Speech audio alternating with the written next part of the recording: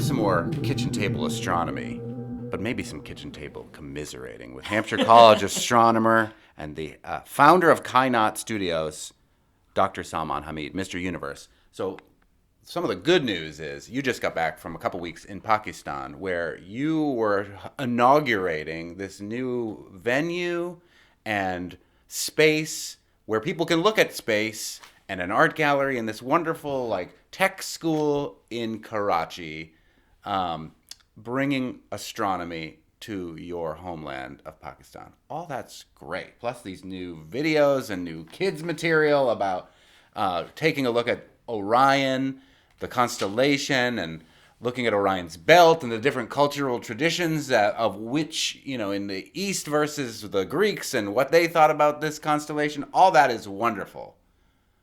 Then you come back to a United States of America where you, as an immigrant who's now a U.S. citizen, are feeling like with what is going on in Minneapolis, that those implications are real for you here in Western Massachusetts. Well, great. Thank you, Monty, and thank you for a warm welcome. I'm glad to have you back. I did miss you when you were gone. Yeah, and I should mention, we're going to come back to it. It was not inauguration, but a soft opening, which I was a speaker at. So I've been in the U.S., and that will show my age a little bit, but I've been in the U.S. for 37 years. So definitely more than half of my life, quite a bit of it, okay?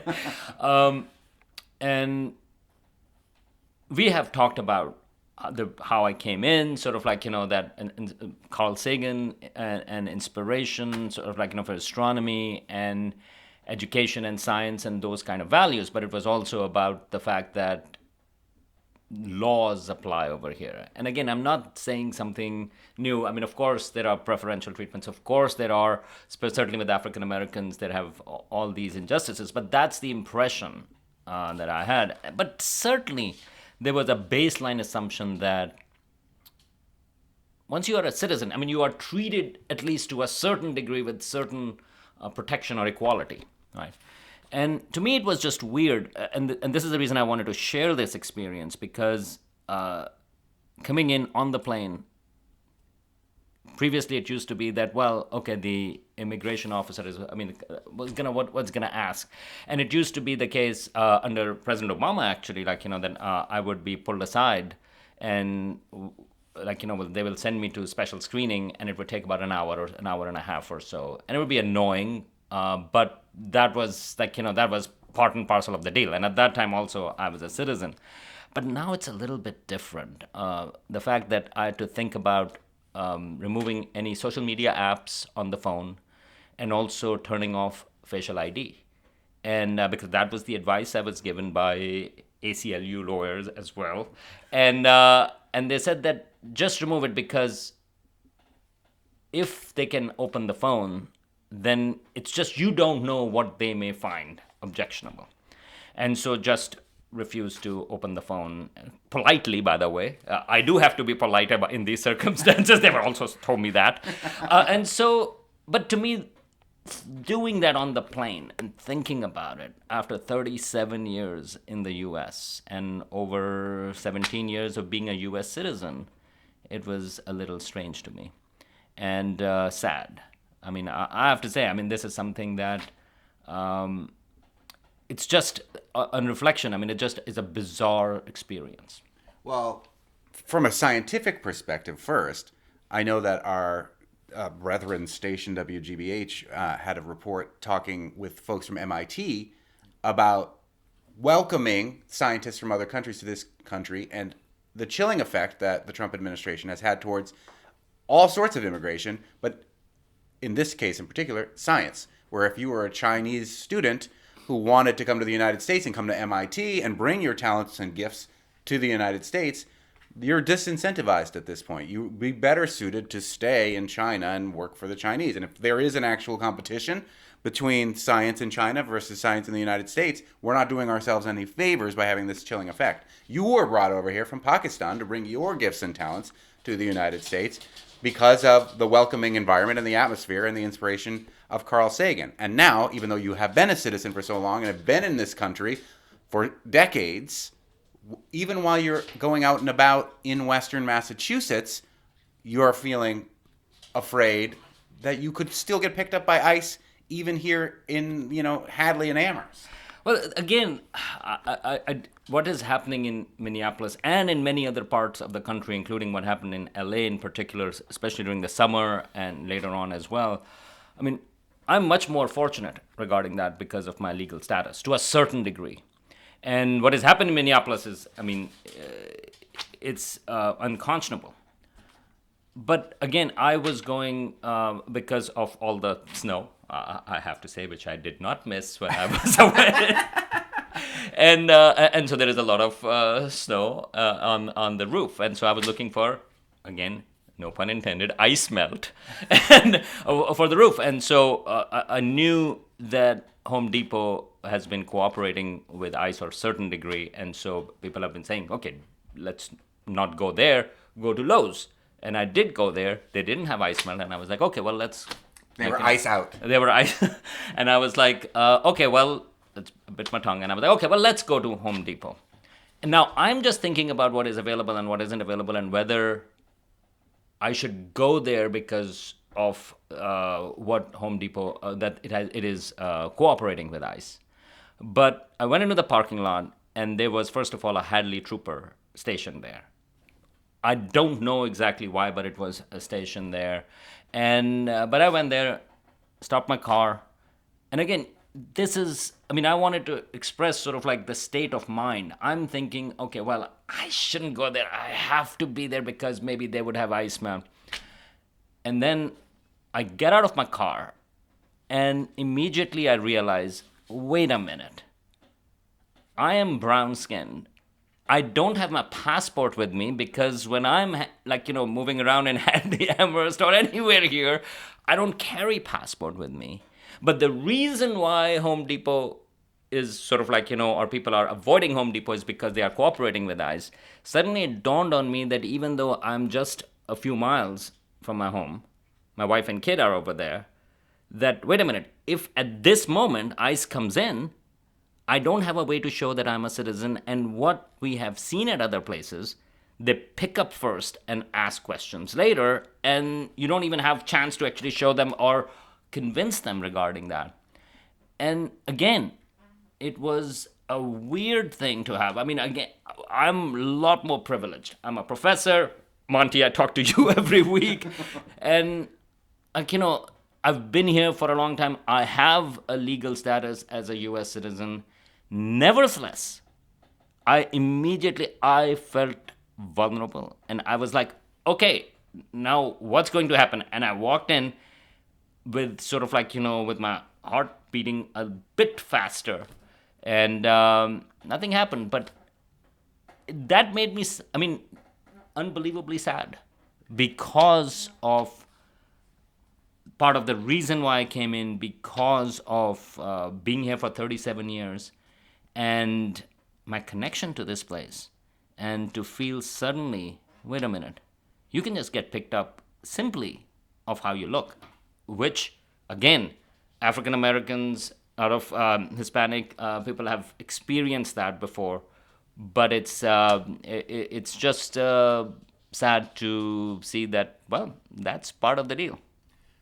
Part of your deal with Kainaat Studios, which I think is so admirable, is that, I'm looking through some of the literature that you have here, again, looking at the Orion constellation and how you have these in English, but you also have them in Urdu, which they speak in Pakistan, and Hindi, which they speak in India. Pakistan and India have not gotten along very well, but you have these beautiful photographs in this literature and on the videos of the Orion Nebula in Pakistan and the Orion Nebula in India, and how we are connected as human beings by the night sky, by the astronomy that we are observing, by the belt of Orion that an Eastern astronomer has observed as a giant in the sky, while the Greeks observe it as Orion, all connected together. And to tie it even more into pushing against this darkness, the Bad Bunny Super Bowl halftime show. Yeah. The most American halftime show of all time. Yes, it was in Spanish, But his saying love overcoming hate, his parading all the flags of the Americas, all united together, saying the only things besides say cheese that he says in English in the whole thing is God bless America, trying to unite and trying to connect us. There is so much chilling. And the fact that Bad Bunny, for the same reasons you felt, did not want to tour in the continental United States with his big tour because of the fear of ICE, because of the cooperation with ICE. ICE has drawn down to a certain degree in Minnesota. ICE has drawn down in Maine. ICE hasn't had a major presence in our area or in Massachusetts yet, and they might. But I do believe that we have to push back against this darkness with love and light. And what you're doing with Kainaat Studios, both here in Amherst and across the globe, because now they will hint about incorporating Kainaat Studios stuff into some astronomy in the school districts of Western Massachusetts. More to come on that, perhaps. But pushing against the darkness and showing what really connects us is the only way we're going to get through this. And you're doing that hard work despite the chilling effect you have to feel as a immigrant who is now a U.S. citizen, despite how Bad Bunny and his supporters might have felt feeling othered, even though they are U.S. Americans as well. That's how we're going to win.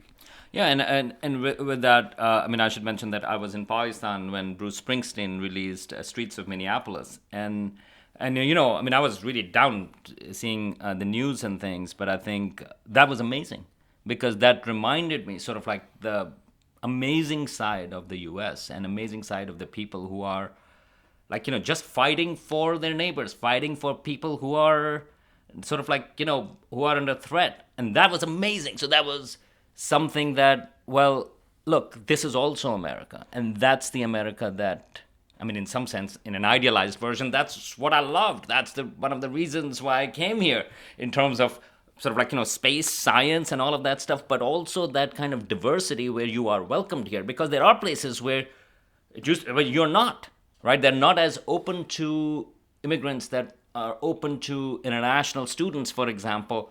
U.S. had been that place, and so have great cultures and civilizations that have progressed in science. I mean, in some sense, that requires a diversity of ideas and tolerance of ideas. And you are mentioning our videos for Kainaat Kids, which are, again, centered on the idea that for kids, all you have to do is to look up. That's what drives curiosity.